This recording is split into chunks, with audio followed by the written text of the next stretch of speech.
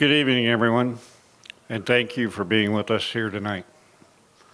I am here today because VOA helped me when no one else would, and I am proud to share my story with you. I grew up in a little town called Fernley, just west of here, or east of here, I'm sorry. I moved to Reno for work. For most of my life, I was a loner. I didn't really care to be part of the community. I didn't really care about myself or other people.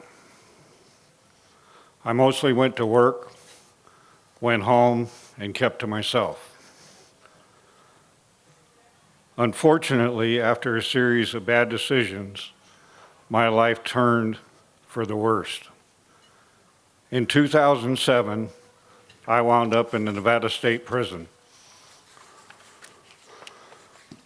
Prison was a wake-up call for me. I had a lot of time to reflect and think about what I wanted in my life. I realized that I didn't want to live the same way anymore. I started working toward a better life.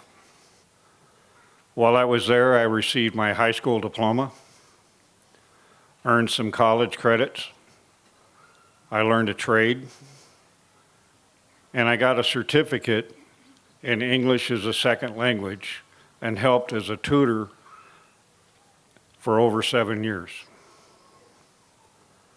I was able to get back into church and learn how to live in a community and not just for myself.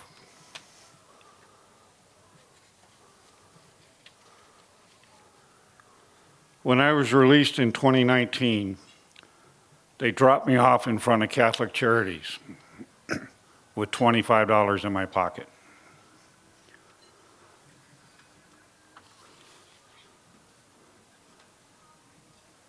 I had nowhere else to go. I asked the officer who dropped me off if he knew anything about where I could go, where I could reach out for help. And he told me,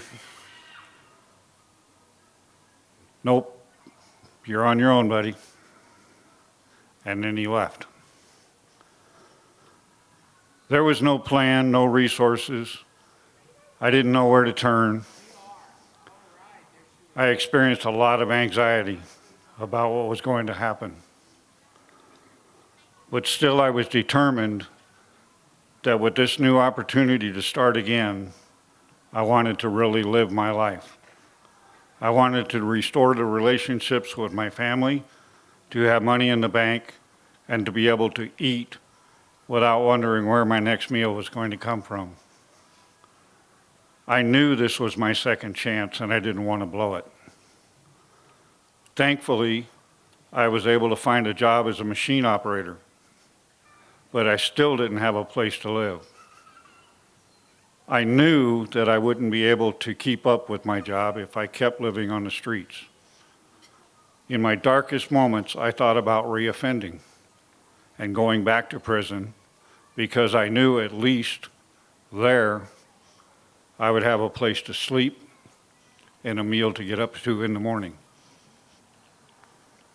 After struggling with homelessness for over a month, I heard about VOA and the village on Sage Street. I went in and talked with the assistant manager, LaDonna, and she helped me to get my application in for a room. I was afraid to apply because I knew that with my record, that it would prevent me from getting accepted for a lot of places. But the people at Village on Sage Street accepted me as I was. They gave me a second chance to get back on my feet. I was thrilled to move in and start my life over again.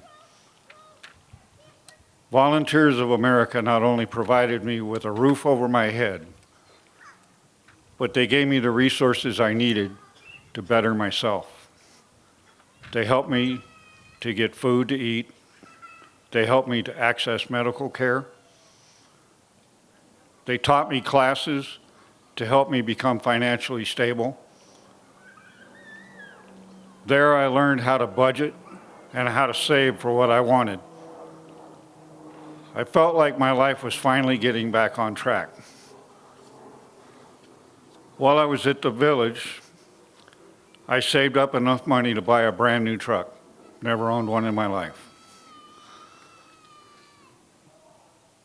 With a good down payment, I continued to make the payments, building my credit in the process. I kept saving as much money as I could, and with my credit improved, I was able to put down a rental deposit on a new home.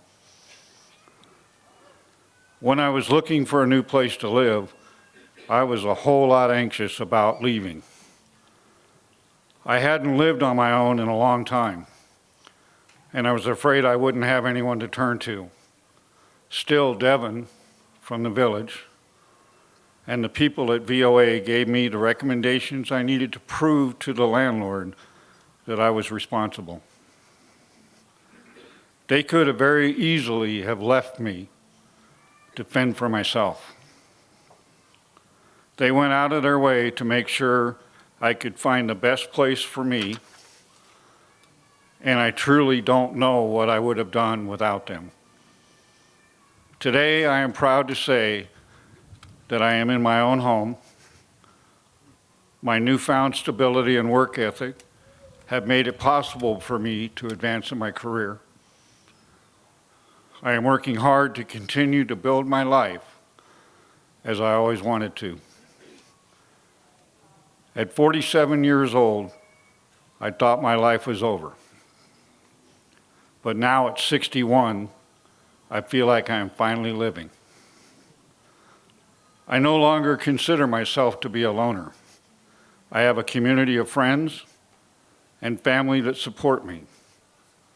I have been able to reconnect with my father and my brother in Fernley,